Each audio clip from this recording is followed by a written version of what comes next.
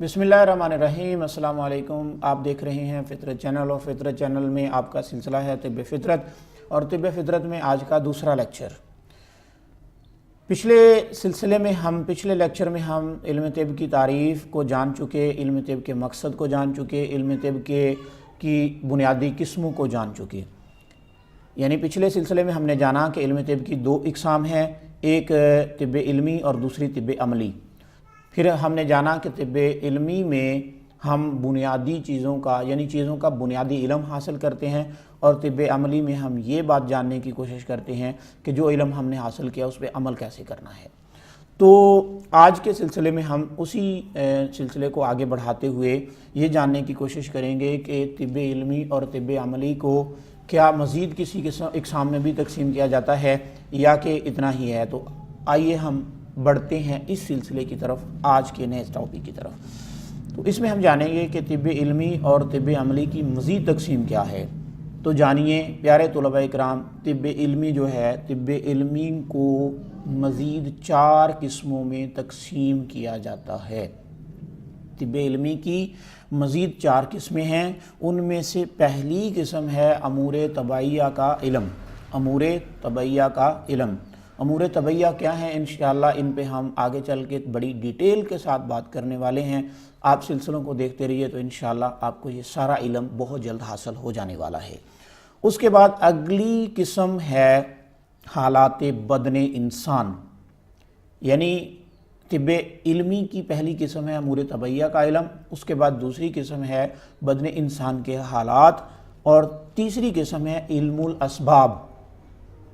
इल्मुल असबाब से मुराद ये है कि किसी चीज़ का सबब जाना जाए कि ये क्यों है, ये क्यों होती है, ये क्यों इस तरह हो जाता है।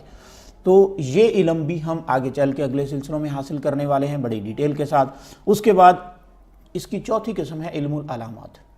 इल्मुल अलामात ये भी तिब्ब इल्मी की एक किस्म है, यानी तिब्ब इल्मी की 4 किस्में हैं। पहली किस्म का नाम है अमूर तबैया का इल्म, दूसरी किस्म का नाम है हालात बदने इंसान का इल्म, तीसरी किस्म का नाम है आपके इल्मुल असबाब, आपके असबाब का इल्म, और चौथी किस्म का नाम है इल्मुल अलामात, यानी निशानियों का जानना कि कौन कौन सी निशानी क्यों ज़ाहिर होती है।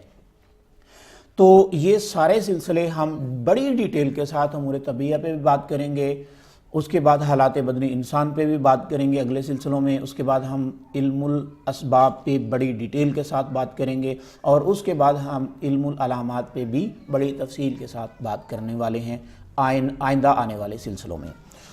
तो उसके बाद अब हम चलते हैं तिब्ब अमली की मज़ीद इक़साम कौन कौन सी हैं। तो तिब्ब अमली की मज़ीद 2 इक़साम हैं। उनमें से पहली किस्म का नाम है इल्म हिफ़्ज़ान सेहत। इल्म हिफ़्ज़ान सेहत यानी कि ऐसा इल्म कि जिसमें ये जाना जाता है कि सेहत की हिफाजत कैसे की जाती है। तो इस पे भी इंशाअल्लाह अगले सिलसिलों में बड़ी डिटेल के साथ गुफ्तगू होने वाली है।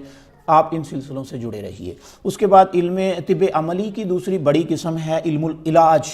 इल्मुल इलाज जिसके साथ हर तबीब का हर रोज़ वास्ता पड़ता है, और प्यारे तलबा इकराम इसी इल्म के साथ आपका वास्ता पड़ने वाला है आगे चल के आपकी प्रैक्टिकल लाइफ में, आपके अमली तिब्बी ज़िंदगी में।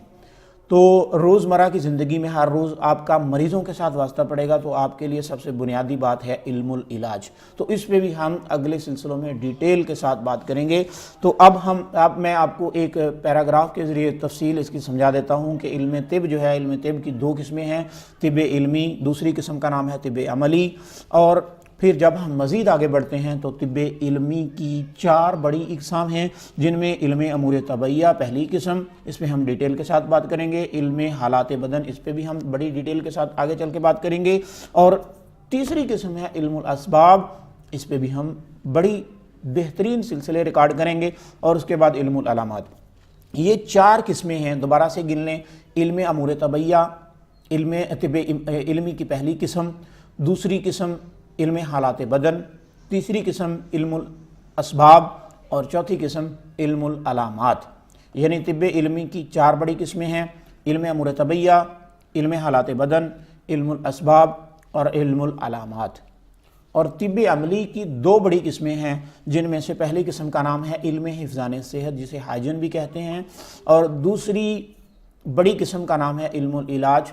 इल्म طب عملی کی پہلی قسم یعنی حفظان صحت میں صحت کی حفاظت کے مختلف طریقے سیکھے جاتے ہیں، اور علم العلاج میں یعنی دوسری بڑی قسم میں علاج کرنے کے طریقے سیکھے جاتے ہیں۔ تو آج کے اس سلسلے میں اتنا ہی، انشاءاللہ اگلے سلسلے میں ہم اگلی وضاحتوں کے ساتھ حاضر ہوں گے۔ میں آپ کا معالج، آپ کا میزبان حکیم مدثر نظر اب تک کے سلسلے میں اجازت چاہوں گا۔ فطرت چینل کو دیکھتے رہیے، اسے پسند کیجئے، اسے لائک کیجئے، اس کو اپنے دوستوں تک شیئر کیجئے، سبسکرائب بھی کر لیجئے تاکہ آپ کو نوٹیفیکیشن ملتے رہیں۔